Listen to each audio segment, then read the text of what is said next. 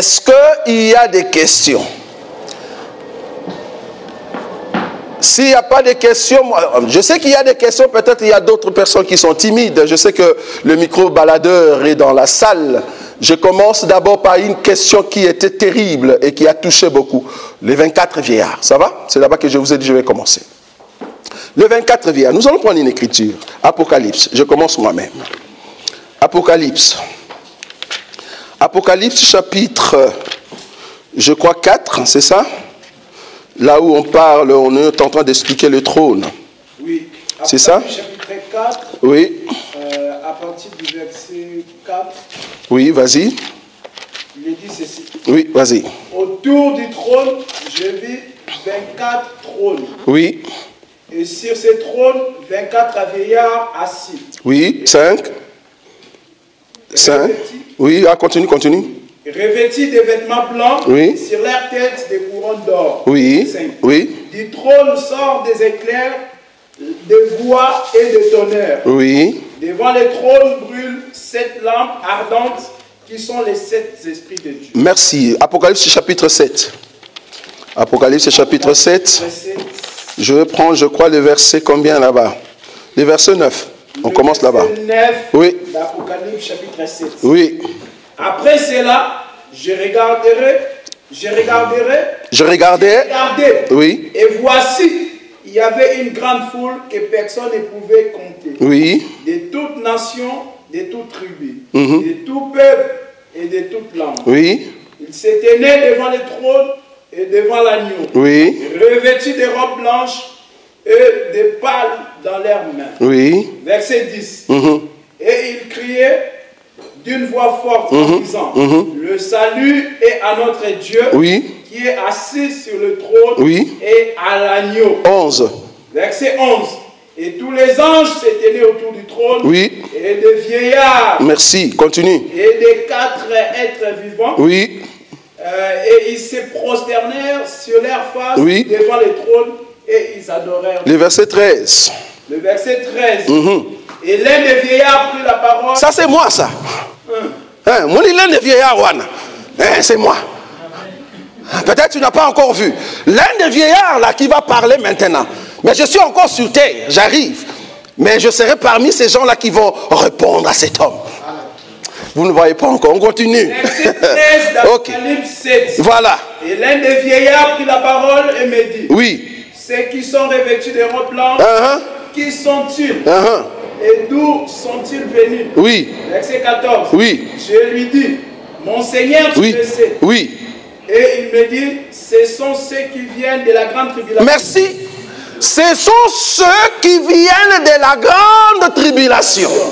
Donc les nations qui sont ici, c'est le groupe des nations qui vont passer à la grande tribulation. Pour arriver à la grande tribulation, il y a d'abord l'enlèvement de la Vierge sage. Est-ce que vous êtes d'accord avec moi? Quand la Vierge sage monte, la Vierge sage monte comme un vieillard. Or, la Bible dit, le vieillard, c'est l'homme qui est fatigué. Est-ce que vous voyez ça? Il est fatigué de tout ce qu'il possédait. Il se laisse entre les mains du Seigneur par rapport à Pierre. Est-ce que vous voyez ça? Le vieillard, c'est quelqu'un qui a les cheveux blancs, qui est l'image de la pureté. Donc, quand nous arrivons à la pureté et que Dieu nous amène à la perfection, il vient chercher l'église, il fait monter l'église dans les ciels. Or, qui sont les peuples qui viennent de monter? Dans ces peuples-là, il y a les David, il y a les Daniel. Vous êtes d'accord avec moi, non? Il y a les Ézéchiel. Il y a le... Quel prophète? Esaïe? Il y a les Aaron. Parce qu'ils dorment. Ils attendent à ce que, quand le son va sonner, ceux qui sont vivants, ils seront transformés. Et la partie qui dormait, on va les mettre ensemble. C'est comme ça que nous montons pour adorer Dieu. Nous montons où? Dans les lieux très saints. Le but c'est quoi? C'est que le peuple qui monte, il vient se présenter devant le Seigneur comme un groupe de sacrificateurs qu'on va consacrer. Ça on n'a pas vu. Ah, ça c'est bien. le groupe des sacrificateurs qu'on va consacrer, et ce n'est qu'après ils ressortiront pour venir régner sur la terre. Ce sont ce peuple-là, le fait qu'ils sont du temps de la loi, du temps des prophètes, et nous qui sommes Église, les deux, la Bible dit, nous sommes fondés sur le fondement ou l'enseignement de prophètes et des apôtres, Jésus-Christ étant la pierre angulaire. Cela veut dire quoi? Or, chez les prophètes, nous avons les 12 patriarches. Ça, vous êtes d'accord avec moi? Les 12 patriarches du temps de prophètes, plus les 12 apôtres, nous formons 24. Les 24, nous monterons comme la Vierge sage.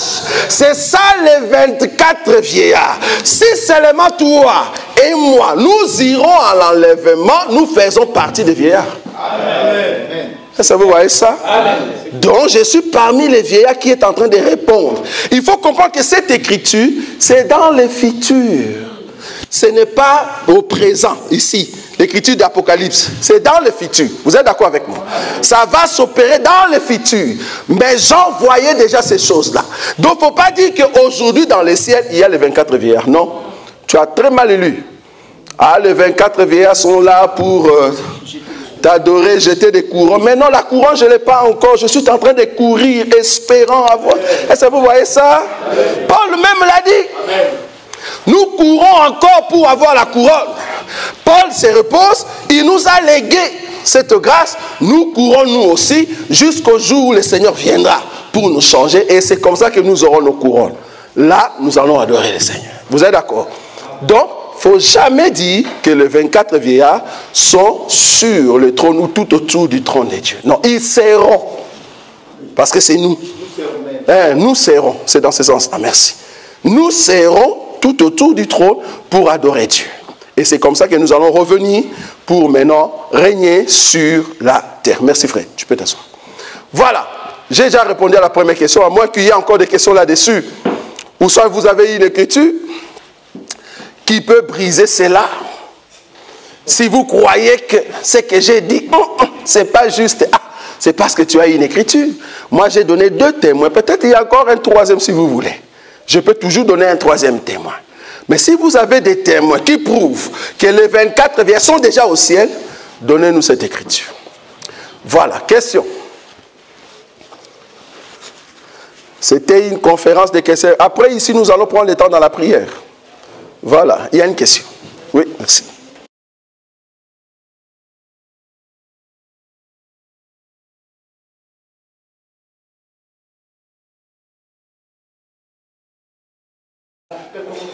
Merci beaucoup. Les 4 êtres vivants, c'est la nature du Seigneur. Remarquez que autour du trône, on dit, il y a un homme qui est au milieu et il y a les 4 êtres vivants. C'est comme ça qu'on détaille. Hein? Donc il y a l'homme d'abord au milieu et on détaille les 4 êtres vivants. Dans d'autres écritures, on nous démontre que les 4 êtres vivants ont aussi le pouvoir de devenir 2 roues. Mais ça, on ne va pas toucher. Mais je vais juste vraiment expliquer ça. Alors, pour comprendre les 4 êtres vivants et leurs fonctions, il faut aller chez Moïse. Parce que nous prêchons à la loi et au témoignage. Je ne peux pas t'expliquer ça si je ne te ramène pas chez Moïse. Dieu dit à Moïse, Moïse, monte ici, je te montrerai les tabernacles. Comment est-ce que tu vas les représenter sur terre?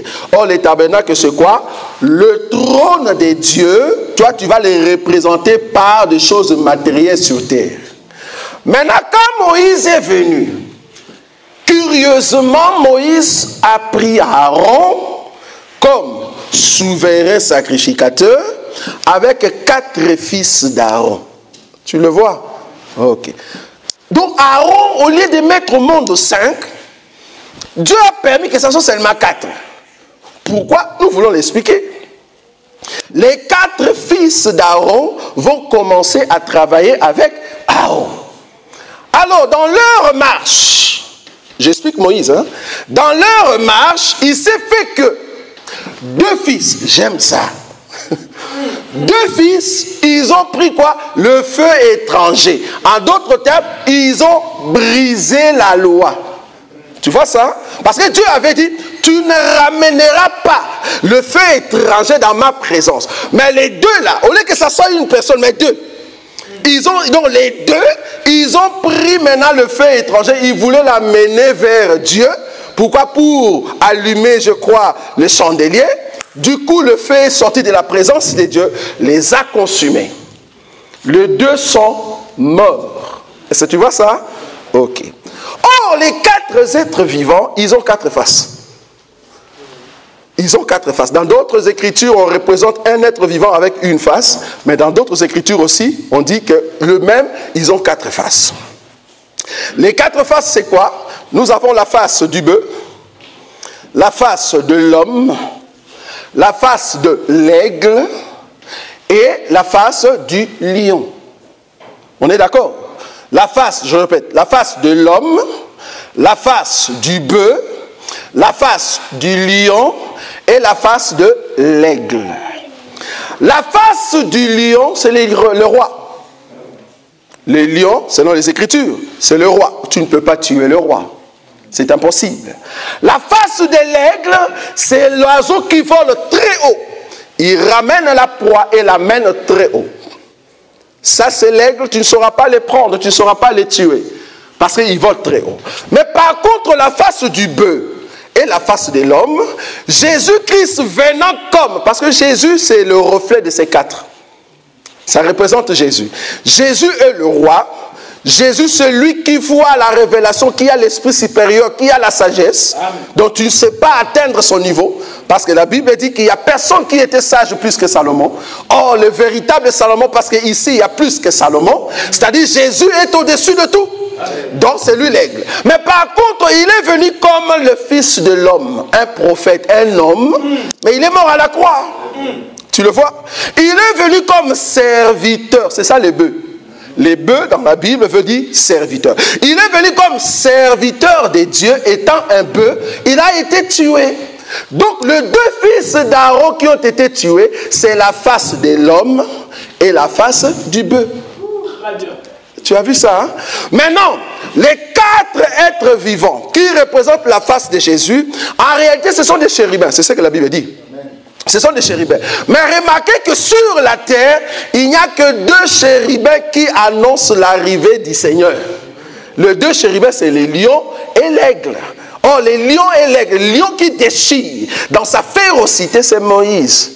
Bon, permet que je puisse entrer là-bas pour ceux qui ont déjà la nourriture. Les lions, c'est la férocité, c'est Moïse. Mais par contre, l'aigle, celui qui peut voler et faire jeter son manteau, c'est Élie les Tishibites. Pourquoi je dis ça? Les deux chérubins, ce sont les deux prophètes qui vont annoncer la parole. Ça, c'est vrai. Mais cependant, les quatre êtres vivants représentent les quatre pieds par lesquels le Seigneur déplace. Or, pour que le Seigneur déplace sur la terre, il vient dans les quatre manières. C'est-à-dire le bœuf, l'homme, l'aigle et les lions. Maintenant, l'aigle et les lions, c'est du côté des royautés. Mais l'homme et le bœuf, c'est du côté de la souffrance. Le Seigneur, lui qui est roi des rois, il est venu dans la terre, dans le monde, pour mourir comme bœuf et homme, mais il est ressuscité comme l'aigle. Il est venu lion, il est mort comme bœuf et homme, et il est ressuscité comme l'aigle. Tu le vois ça?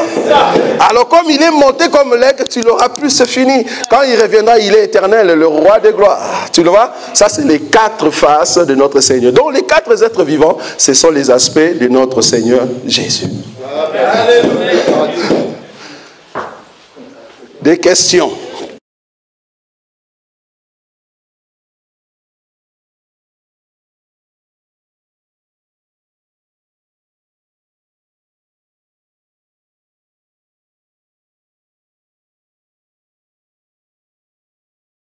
Amen, super. Une très bonne question. Je vais directement dans le verset 9 pour voir un peu ce que tu es en train de dire. Le verset 9 dit ceci. Genèse chapitre 1er, le verset 9. Le soleil et la lune. Oui. Non, il n'a pas dit la lune, le soleil. Non, pour définir un jour, oui. Il faut que le soleil et la lune. C'est maintenant le 9 que je veux dire. Genèse chapitre 1, verset 9. Voilà. Dieu dit oui. que les eaux qui sont au-dessous du ciel se rassemblent en un seul lieu. Le verset 14, s'il te plaît. Verset 14. Oui. Dieu dit, qui est des luminaires dans l'étendue du ciel. Oui. Pour séparer le jour avec la nuit. Dans ma version, il est dit qu'il y ait des luminaires dans l'étendue du ciel pour séparer le jour d'avec. C'est différent. D'avec la nuit. Ouais, là-bas aussi d'avec. C'est juste? Oui. Dans votre version. Oui. Voilà, d'avec. C'est-à-dire, il y a l'apparition d'un seul luminaire qui apparaît, et après, il faut qu'il y ait un autre qui vient. C'est ça, au fait, ce que le frère a dit tout à l'heure, l'apparition du soleil, et le soleil va léguer son pouvoir à celui qui vient après. C'est-à-dire, nous voyons le jour qui est le temps du soleil, et nous devons voir aussi la nuit qui viendra, le temps de la lune. Ça, c'est le jour physique. Mais là-bas, le jour en question, c'est un jour prophétique. On parle de jour prophétique. C'est-à-dire, quand nous parlons du jour, parce que le jour, bon, s'il faut le prendre dans la doctrine, Dieu n'a pas créé le monde, les cieux et la terre en 7 jours physiques. Je ne sais pas si tu comprends. C'est-à-dire, il a commencé un lundi physique et il a terminé un dimanche physique. Non, Dieu n'a pas créé comme ça. Parce qu'il faut comprendre que quand nous, on comprend le jour physique comme un jour normal, chez Dieu, un jour normal, chez nous, c'est 1000 ans. C'est dans ce sens-là qu'il faut voir les choses. Donc, dans la pensée de Dieu, ce n'est pas un jour physique, c'est un jour prophétique. Or, quand nous expliquons le jour prophétique comme étant là où il y a la présence de la lumière, je souligne bien pas le soleil, mais la lumière, nous comprenons que la présence de la lumière en question, c'était une lumière qui n'a pas les corps, parce que c'était juste la parole. Or, cette parole, fallait qu'il vienne maintenant la 4e jour pour porter un corps. Tu le vois maintenant? Mais cette parole existait déjà. Dieu a existé avant que... Enfin, Christ a existé avant que Jésus vienne. Je ne sais pas si tu as vu ça. J'étais compliqué? Je ne pense pas. Le Christ a existé avant Jésus. C'est pour cela, en réalité, le Christ est plus vieux que Marie. Le Christ est plus vieux qu'Abraham. C'est pour ça qu'on lui a posé la question, tu n'as pas encore vu Abraham, tu as dit que tu as 50 ans. Il a dit, avant qu'Abraham soit, je suis. Mais qui était là? Ce n'est pas Jésus. Ce n'était pas Jésus, c'était Christ. Parce que nous croyons que Christ, c'est l'Esprit éternel qui a frappé, tué, tabassé Jésus à la croix. Est-ce que vous voyez ça? Ça, c'est la folie de notre évangile. Donc, le jour en question, c'est un jour prophétique qui explique le temps où la parole régnait, et la nuit annonce le temps où la parole va léguer son pouvoir, au fait, à la femme qu'on appelle la lune, qui est l'Église. Ça va? Vous avez vu ou pas? Ici, il faut vraiment poser des questions à Salomon. Sinon, tu vas rentrer avec tes doutes. Est-ce que vous voyez ça? Oui, il y a une question là-bas.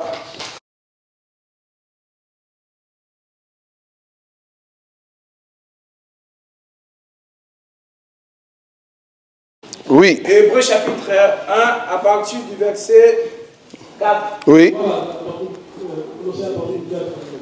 Oui. Devenu d'autant supérieur aux anges qu'il a hérité d'un nom plus excellent que le leur. Verset 5. Car auquel des anges Dieu a-t-il jamais dit, tu es mon fils, je t'ai engendré aujourd'hui, et encore je serai pour lui un père, et il sera pour moi un fils. Ah. Yes. Voilà, maintenant la question. Verset 6. 8. Il veut le verset 8. Verset 8. Oui. Hébreux chapitre 1. Oui. Mais il a dit au Fils, oui. Ton trône, oh Dieu, est éternel. Le sceptre de ton règne est un sceptre d'équité. Verset 9. Tu as aimé la justice et tu as haï l'iniquité. C'est qui parle? C'est qui parle? Le Père. Ah, le Père. Je veux que tu soulignes bien. Le Père. C'est le Père qui parle au sujet du Fils, c'est ça?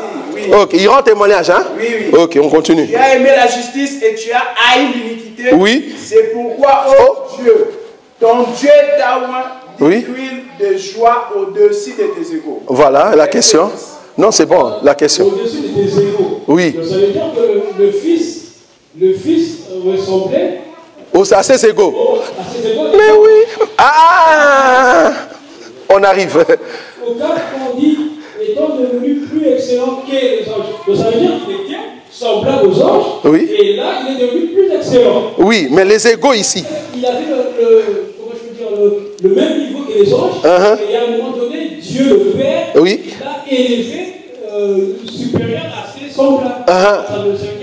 Aux anges. Mais qui? Le Fils, non? Le Fils. Voilà, restons avec ce mot-là, c'est très important. Ouais, non, Fils. Il faut faire attention avec le mot. Parce que le chapitre, c'est le chapitre 1er, tu es d'accord? Regarde le verset 1er. Le verset 1er. Hébreux chapitre 1, verset 1. 1er, voilà, écoute. Après avoir autrefois, plusieurs reprises et de plusieurs manières, parlé à nos pères par des prophètes. Voilà. Verset 2. Dieu, dans ces derniers temps, nous a parlé par le Fils. Merci. Voilà. Donc ici, il est question, il y a un peuple que Dieu avait choisi. Alors Dieu voulait parler à ce peuple-là. Qu'est-ce qu'il a fait? Il a envoyé le prophète. Mais quand il envoie le prophète, il prend 1 Pierre chapitre 1, verset 10. Tu vois? On va lire. Hey, Roland. 1 Pierre chapitre 1, verset 10. Écoute, jusqu'à 11. Voilà. Les prophètes qui ont prophétisé, touchant la grâce qui vous était réservée, ont fait de ce salut l'objet de leurs recherches et de leurs investigations. On continue, 11. Voulant sonder l'époque et les circonstances marquées par l'Esprit de Christ qui était en eux et qui attestait d'avance les souffrances de Christ et la gloire dont elle serait suivie. Merci. Deux choses. Tous les prophètes qui sont venus par rapport à Hébreux chapitre 1er, le verset 1er, ces prophètes-là, ils sont venus vers Israël. Dieu, Christ, l'Esprit éternel, était en eux. Selon 1 Pierre chapitre 1, verset 10. Et cet esprit-là attestait vers le peuple la souffrance et la gloire de Christ quand il sera venu. Je ne sais pas, tu vois. Donc le Christ viendra, mais il n'est pas encore venu. Maintenant, qu'est-ce qu'il faut faire? Dieu dit, ok, moi-même je suis l'Esprit éternel, mais je veux parler à mon peuple. Qu'est-ce que je fais? Je prends mon esprit, je commence à mettre en eux.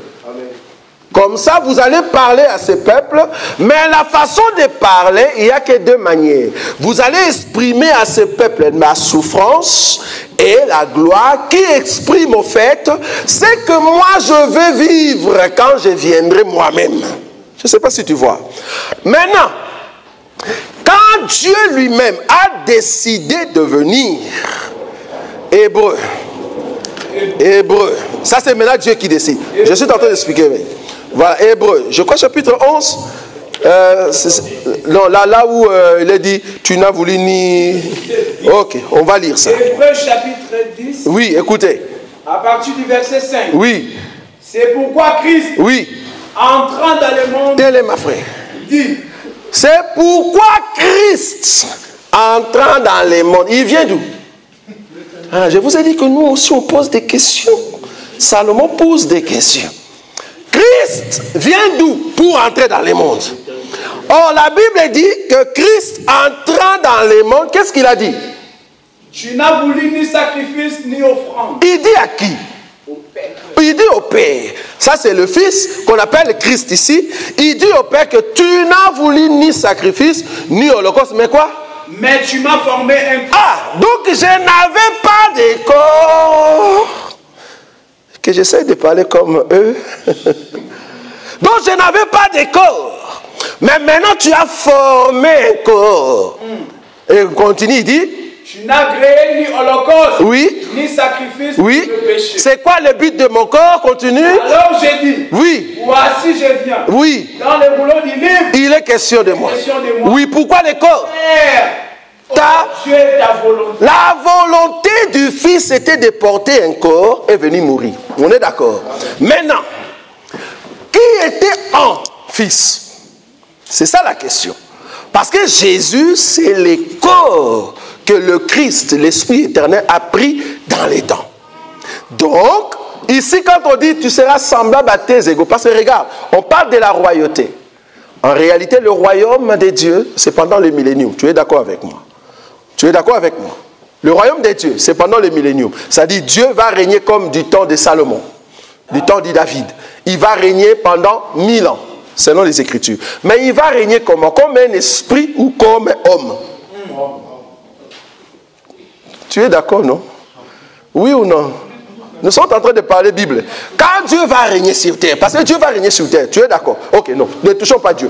Quand Satan va régner pendant 7 ans, Satan, il va régner comme esprit Satan ou il va régner comme homme? Comme homme. L'homme de l'impie. Tu es d'accord avec moi? C'est-à-dire, l'homme qu'on appelle l'antéchrist, c'est l'incarnation de Satan pendant 7 ans. De la même manière que Satan va régner pendant 7 ans dans la chair. Donc quand nous allons voir cet homme, on dit, hey, regarde Satan. Regarde Satan. En tout cas, j'ai prié Dieu, que Dieu nous fasse grâce, que cet homme-là ne soit pas de l'Afrique. Que Dieu nous donne la grâce. Parce que je vois des insultes qui vont venir après. J'ai prié Dieu. Vous voyez ça? Je prie Dieu que cet homme ne vienne pas de la Roumanie. Parce que les insultes, je ne sais pas si tu vois ce que je dis. C'est-à-dire, des gens vont commencer à insulter. Or, quand tu insultes, comme il y aura des démons partout, tu ouvres la porte des démons. Est-ce que vous voyez? Donc, c'est très dangereux. Donc, du coup, l'homme de l'impie, ça sera un homme. De la même manière que Satan va régner dans la chair, Dieu aussi va régner pendant 1000 ans dans la chair. Est-ce que vous voyez ça? Nous aussi, parce que nous allons monter, nous allons revenir. En tout cas, je prie Dieu que quand je reviendrai, que je puisse passer ici à Villeneuve-Saint-Georges. Je vais voir un peu comment à ces temps-là, ils vont améliorer cette ville. Est-ce que vous voyez ça? Parce que je crois que je veux revenir. Du coup, quand on dit fils, c'est-à-dire, quand on dit égaux, non, je vais toucher le mot égaux, parce que c'est ça qui est très important. Quand on dit égaux, c'est par rapport aux hommes, semblables aux hommes. C'est par rapport aux hommes, par rapport à tous les hommes, parce qu'ils seraient sur terre. Parce que les anges sont toujours là-bas au-dessus. Les anges ne seront pas sur terre. Mais par rapport à la royauté sur terre, Dieu va l'élever comme Salomon. Donc par rapport à ces égaux qu'on appelle hommes, il sera l'homme le plus considéré du monde. Il sera élevé. C'est ça notre roi. Parce que notre royaume n'aura pas de successeur. Vous voyez? Donc du coup, ici on parle de Christ, de Jésus. Quand il viendra dans le millénium, parce que moi je crois réellement par rapport à une écriture dans l'Apocalypse qui va porter un nouveau nom. Voilà, ça c'est la dimension. Il va porter un nouveau nom et c'est là-bas que notre Seigneur va régner pendant 1000 ans et il sera supérieur à tous les égaux. Maintenant, un élément que j'aime beaucoup pour aider ceux qui ne croient pas que Jésus c'est lui le Père et c'est lui le Fils, pour dire que quand on parle du Père et du Fils, c'est par rapport à la dispensation de celui qui est sur terre et celui qui est dans le ciel. On est d'accord? Je vais prendre une écriture, Exode. C'est Exode combien? Là où on parle à Moïse d'entrer dans les creux. Exode combien? 33. Exode 33. On va lire une écriture pour ceux qui ne voient pas la divinité de Jésus. Pour ceux qui croient encore à la Trinité, bon, peut-être vous n'avez pas vu cette écriture, mais j'aimerais quand même que vous puissiez lire et voir cette écriture. D'abord, je veux d'abord voir là où on dit à Moïse, ben écoute, moi je veux passer et puis je veux faire ceci et cela. C'est 33, c'est ça? Oui, chapitre 33. Voilà, le verset. C'est où quel verset? Voilà, le verset 12, je commence par là.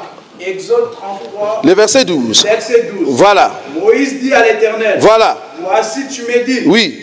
Fais monter ce peuple. Oui.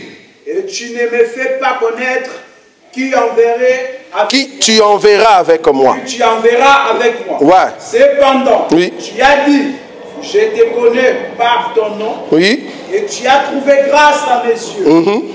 Maintenant, oui. Si j'ai trouvé grâce à tes yeux, oui.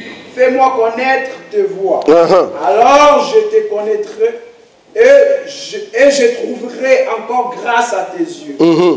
Considère que cette nation est ton peuple. Verset 14. Oui. L'Éternel répondit, je marcherai moi-même avec toi. Le verset 18. Hein? Verset 18. Oui, la Bible dit.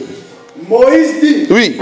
Fais-moi voir ta gloire. Fais-moi voir ta gloire. Ça va? On est d'accord. Or, quand on dit la gloire, fais-moi voir ta face. Bibliquement parlant, on veut dire ça. Parce que Moïse mettait le voile. Le peuple ne voyait pas la gloire qui était à l'intérieur. Il fallait enlever le voile pour voir la gloire. Ça va? Maintenant, l'Écriture 19 nous dit, l'Éternel, le verset 18, Moïse dit, fais-moi voir ta gloire. Écoute ce que l'Éternel dit. L'Éternel. L'Éternel répondit. Je dis bien l'Éternel. L'Éternel répondit, frère Roland. Je ferai passer devant toi toute ma bonté. Oui. Et je proclamerai. Je veux que tu soulèves les tons quand tu dis je. Ça, c'est l'Éternel qui parle. C'est pas Moïse. Oui. Verset 19 d'Exode 33. Oui. L'Éternel répondit. Oui. Je ferai passer devant toi toute ma bonté. Oui. Et je clamerai. Et je proclamerai devant toi le nom de l'Éternel. Oui. Et je fais grâce à qui je fais grâce. Oui. Et miséricorde à qui je fais miséricorde. 20. Verset 20. L'Éternel dit. Oui. Tu ne pourras pas voir ma face. Oui. Car l'homme ne peut me voir et vivre.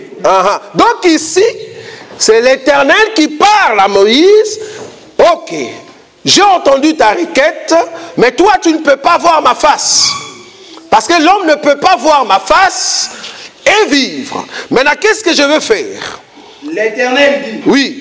Voici un lieu près de moi. Voici un lieu pas près de toi, mais près de moi. En d'autres termes, c'est un creux que moi je te mettrai. Toi, tu vas entrer dans ces creux-là.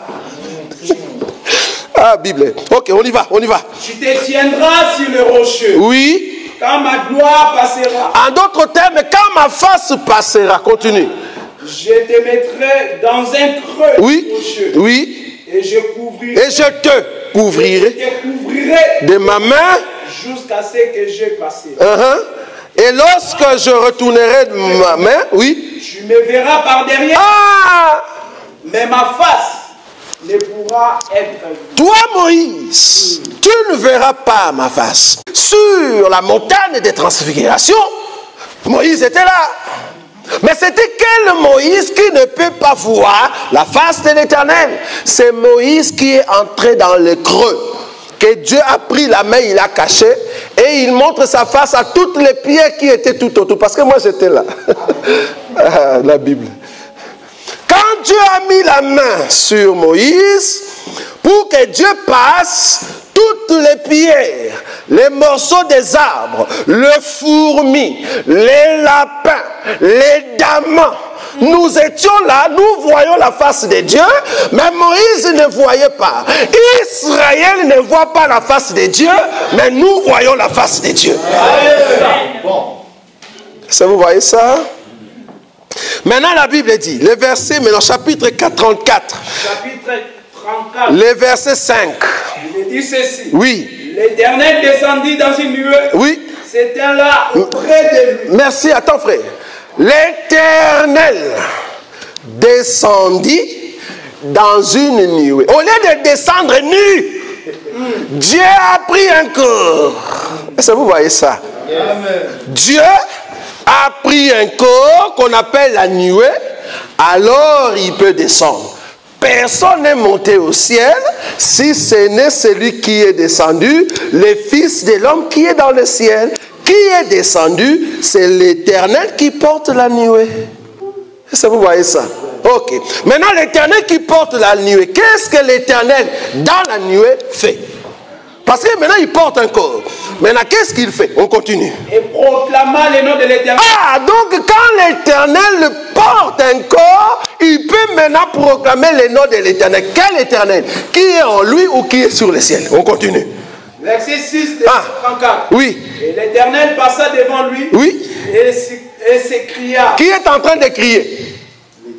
L'Éternel au ciel ou l'Éternel dans la nuée? Dans la nuée. Donc le Dieu qui est dans un corps est en train de prier le Dieu qui est sur les terres. Yes. Wow. Est-ce que vous voyez ça? Donc le Fils peut prier le Père. Est-ce que vous voyez ça? Donc ici dans cette écriture, le même Éternel qui porte un corps, il commence maintenant à prier l'Éternel. Dieu prie Dieu. Amen. On continue. Et s'écria. Oui. L'Éternel, Dieu miséricordieux. Ah, mais ça c'est l'Éternel lui-même. Il dit encore l'Éternel, Dieu miséricordieux. Dieu est en train de prier Dieu. Est-ce que vous voyez ça? Ici, c'est Dieu qui prie Dieu. Donc quand Jésus dit, mon Père, il ne faut pas que ça te complique. C'est le Dieu dans la nuée qui est en train d'élever la voix à celui qui est assis. Maintenant, pour passer à une autre question. Le jour que Dieu a visité Abraham, la Bible dit qu'ils sont venus à 3. Parce que nous servons un Dieu gourmand. Ça, vous savez, non? Il mange trop. Parce que si tu ne nous donnes pas à manger, il ne va pas partir. Et il aime qu'on lui donne à manger. La nourriture que nous donnons à Dieu, c'est l'adoration. Toi, tu pensais que c'était le foufou. Moi, je parle de l'adoration. Tu vois? C'est de l'adoration. La Bible dit que ce jour-là, notre Dieu est venu dans la maison d'Abraham. Quand il est entré, il voulait passer. Abraham dit non, entre. Dieu est entré avec les 2 anges. Et puis Dieu va commencer à parler avec Abraham. Abraham dit non, attends, je veux préparer à manger. Abraham est parti prendre, je crois, un chevreau. Je ne sais pas si c'est l'agneau, mais j'aimerais avoir la précision. Il va prendre l'animal, il va l'apprêter. Pour l'apprêter, ce n'est pas lui qui l'a apprêté, il donne à une autre personne. On a l'explication. La personne va apprêter. Quand on dit apprêter, c'est-à-dire prendre l'animal qui était vivant, déchirer, enlever la saleté, enlever la peau, commencer à griller comme on grille de chèvre, et puis prendre de la crème qu'il avait dit à Sarah de faire. Ils ont fait, et puis ils ont amené la nourriture, ils vont commencer à manger jusqu'à la fin. En tout cas, si tu as le temps de calculer tout ça, grand minimum, en tout cas, c'est plus d'1 heure. On est d'accord. Le temps de tuer l'animal, faire de crème, griller, amener, c'est plus d'1 heure. Ok. Donc Dieu va attendre plus d'1 heure. Juste pour manger. Ils vont manger, après Dieu va commencer à dire, ok, je suis venu, je ne peux pas cacher ce que j'ai dans mon cœur. Je veux au fait te faire quelque chose. L'année prochaine, toi tu auras ça. Et en plus, je vais à Sodome, parce que je dois tuer Sodome. Abraham va commencer à intercéder. Ah, mais si tu trouves 50. Ah, la discussion. Tu peux donner l'heure que tu veux. En tout cas, grand minimum, et manger. Et ça a pris 3 heures. Ça a pris 3 heures. Je sais pourquoi j'ai dit 3 heures. Ça a pris 3 heures. La question, pendant les 3 heures que Dieu était en train de parler avec Abraham, qui dirigeait le ciel? Qui était dans les cieux? Parce que Michael était là. Donc c'est comme si tu étais en train de nous dire, Dieu est sur terre. Michael dit, Dieu est parti, ça fait 3 heures qu'il ne revient pas. Qui était dans le ciel? Vous allez comprendre que le même Dieu qui est dans les corps sur terre, ça c'est le Fils, et le même Dieu qui est assis, c'est lui le Père. On parle ici de l'esprit. Quand on parle de la dispensation du corps, c'est là-bas que c'est le Dieu qui porte le corps devient le Fils. C'est-à-dire la position de la faiblesse. Voilà.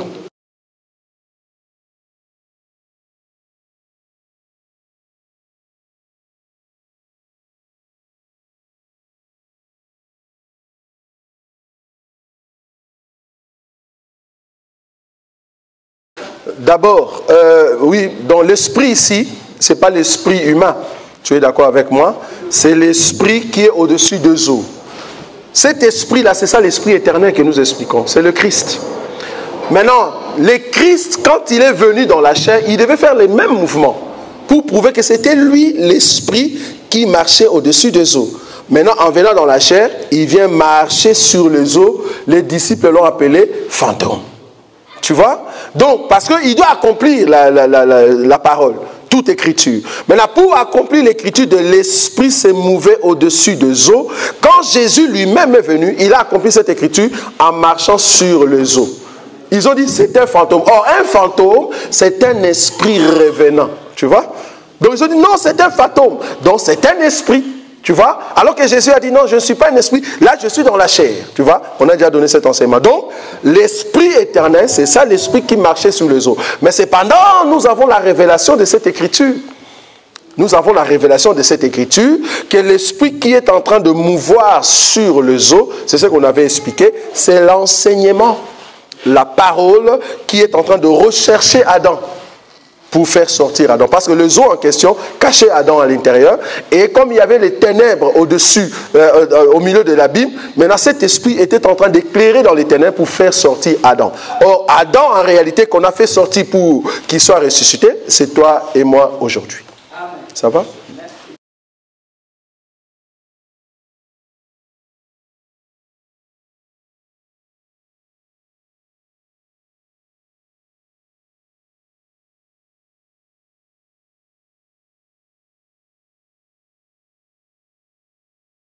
Merci. D'abord, il faut comprendre que Jésus est venu comme le prophète. C'est-à-dire, il y a le langage qui tient comme étant prophète et il va l'expliquer avec les disciples. Quand il dit, baptisez-le au nom du Père et du Fils et du Saint-Esprit, nous sommes en train de voir une dispensation qu'on appelle 3 dispensations des baptêmes. Nous avons le baptême au temps du Père, le baptême au temps du Fils et le baptême au temps du Saint-Esprit. Le baptême au temps du Père, 1 Corinthiens. Je suis en train d'expliquer les baptêmes, au nom du Père, du Fils et du Saint-Esprit. Les baptêmes au temps du Père, 1 Corinthiens chapitre 10. 1 Corinthiens chapitre 10. Voilà, tu peux le lire, frère. 1 Corinthiens 10, verset 4. Oui. Et ils ont... Non, tu peux commencer au-dessus, frère. Oui, verset 1er. Verset 1er. Frère, oui. Je ne veux pas que vous ignorez que nos pères ont tous été sous la nuée. Oui. Ils ont tous passé au travers de la mer. Oui.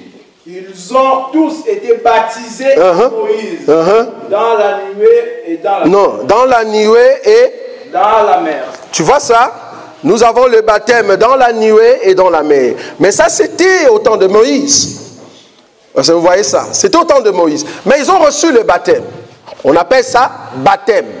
C'est-à-dire immerger dans, entrer dans. Ça va? Maintenant, ceux qui croient à ces baptêmes-là, ceux qui croient à la parole et à la loi, ils seront sauvés par rapport à cette loi-là. Parce que les Ésaïe et les David, ils n'ont pas vu la face, parce que c'est le temps de Moïse, ils n'ont pas vu la face de Dieu, mais cependant, ils seront sauvés. Parce qu'ils ont reçu le baptême. Mais le baptême, quel est le baptême? Le baptême au nom du Père. Tu vois ça? Maintenant, nous, aujourd'hui, nous sommes dans Hébreux chapitre 1er, verset 1er qu'on vient de lire. Dans les temps anciens, Dieu a parlé à nos pères par le prophète. Mais aujourd'hui, Dieu nous parle par le Fils. Donc, nous avons le baptême au nom du Fils. Je ne sais pas si tu vois, j'arrive. Hein? Donc, je te montre déjà les baptêmes au nom du Père. Maintenant, nous sommes dans les temps du baptême au nom du Fils. Et après l'enlèvement, il y a un peuple qu'on appelle les 144 000. Avec un peuple qui va écouter la parole. Quand ils vont écouter la parole, il faut que l'eau les arrose. Il faut que cette parole puisse les donner le baptême. C'est comme ça qu'ils vont recevoir le baptême au nom du Saint-Esprit. Est-ce que tu vois ça? En d'autres termes, quand Jésus disait « Baptisez-les au nom du Père, du Fils et du Saint-Esprit », Jésus relatait les 70 semaines de Daniel pour annoncer que tout homme qui va entrer dans le ciel, c'est tout homme qui reçoit les baptêmes que Moïse avait donnés, les baptêmes que je donnais, les baptêmes que les deux autres vont donner, et tous ces baptêmes, le Père, le Fils et le Saint-Esprit, a un seul nom qu'on appelle Jésus. Amen. Donc si tu donnes le baptême au nom de Jésus, c'est le vrai baptême.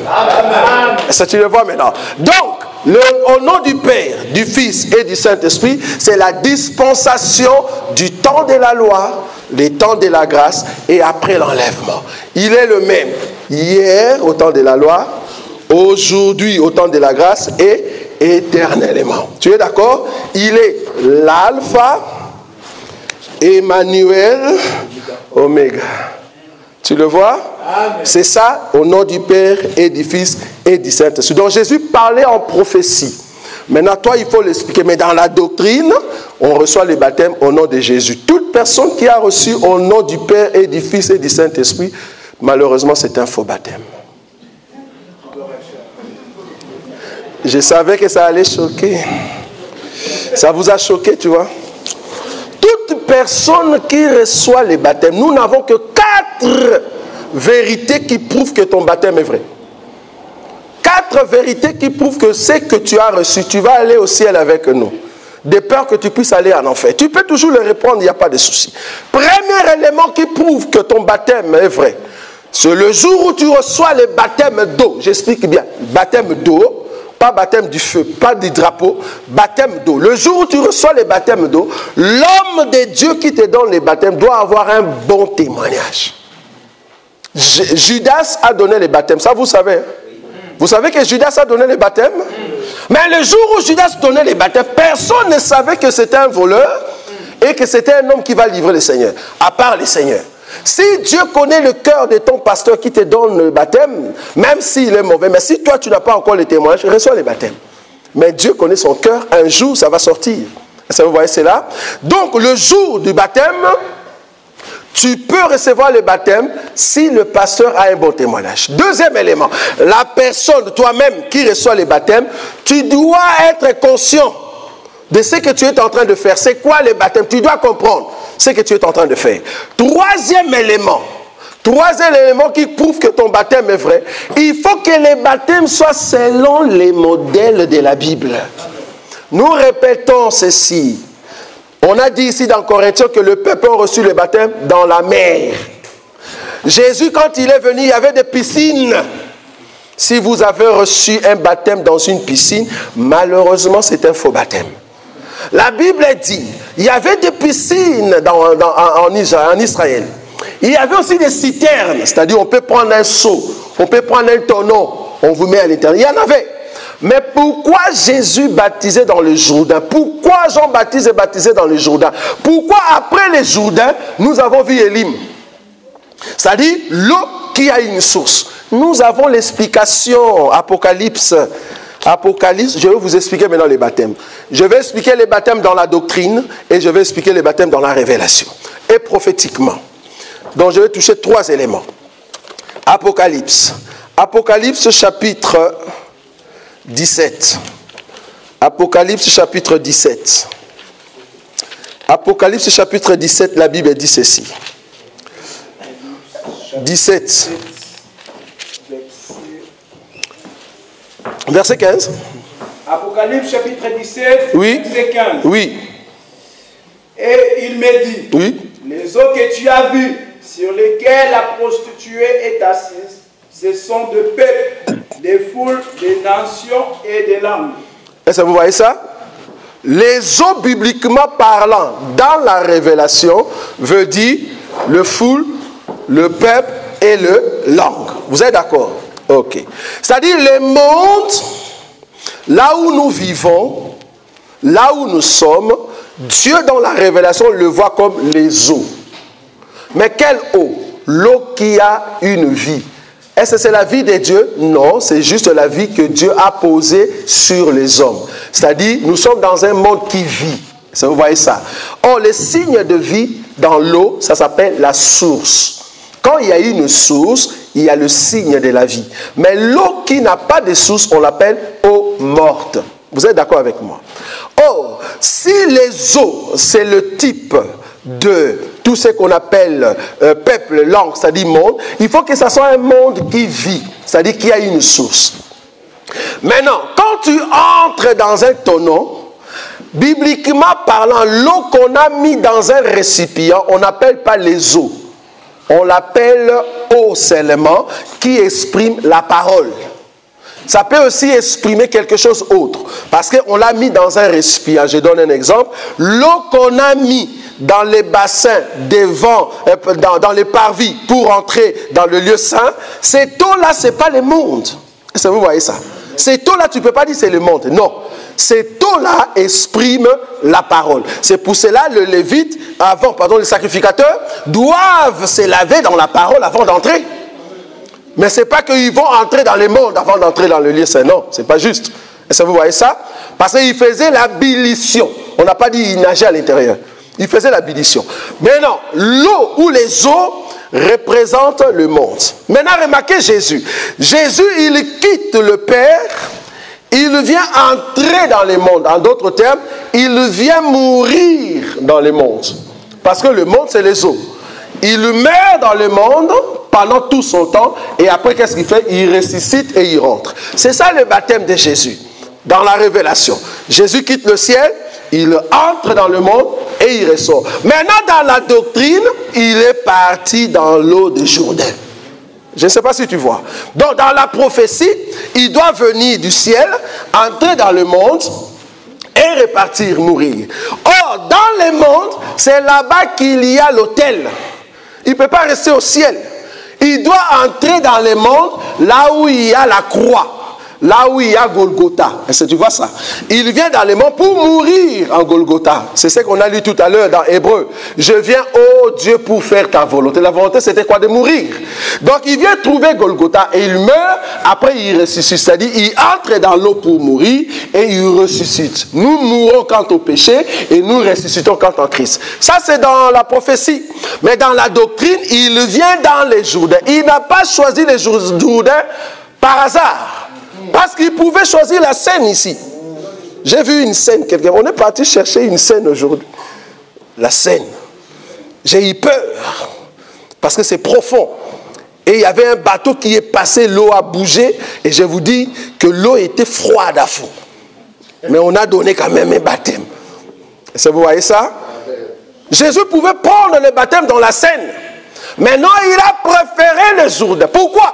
Parce que dans le Jourdain, Josué avait laissé un autel. Est-ce que vous voyez ça? Josué avait laissé un autel dans le Jourdain. Or, là où il y a l'autel, il faut que l'animal vienne pour monter dessus et être sacrifié. Donc, quand Jésus entrait dans l'eau, il a trouvé l'autel. Mais il est entré comme étant qui? C'est Jean-Baptiste qui nous a expliqué. Voici l'agneau de Dieu qui ôte le péché du monde. Donc c'est un animal qui vient être posé sur l'autel. On est d'accord? Donc le Jourdain, c'était l'autel.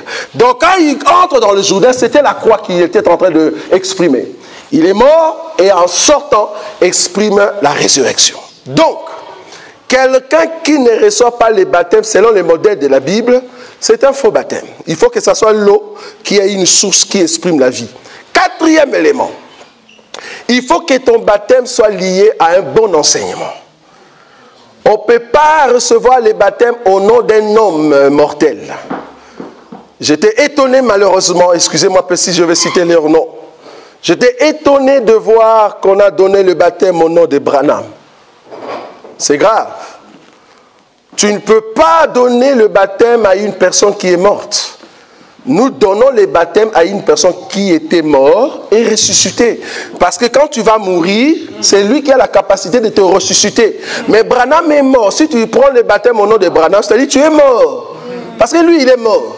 Donc le fait que toi, tu prends en son nom, comme il ne sort pas, toi aussi tu ne sors pas, tu restes là-bas. Maintenant, qui va te faire sortir? Parce qu'il faut que ce soit un homme qui est entré dans la mort et qui est sorti. Or, il n'y a que Jésus qui est entré et qui est sorti. Donc, on ne peut pas prendre le baptême par un nom d'un homme mortel. Non. Il faut prendre le baptême au nom de celui qui peut entrer dans l'eau et ressortir. Entrer dans le monde et ressusciter. 4 choses. Premièrement, je répète rapidement. Premièrement, il faut que la personne qui te donne les baptêmes ait un bon témoignage. Deuxièmement, toi-même, tu dois être conscient de ce que tu es en train de prendre. C'est-à-dire, il ne faut pas être un enfant. Il faut être conscient. Tu es en train de prendre un baptême, comprendre le baptême. Troisièmement, il faut que les baptêmes soient selon les modèles bibliques, pas selon les modèles des hommes. Et quatrièmement, il faut que les baptêmes soient liés à un bon enseignement. Et c'est comme ça que tu entres au ciel. Si un des éléments, tu ne l'as pas respecté, je vous dis sincèrement, ton baptême n'est pas juste. Il faut refaire les baptêmes. Et ce n'est pas un péché. Dans la Bible, nous avons vu des gens qui ont refait leur baptême. Voilà.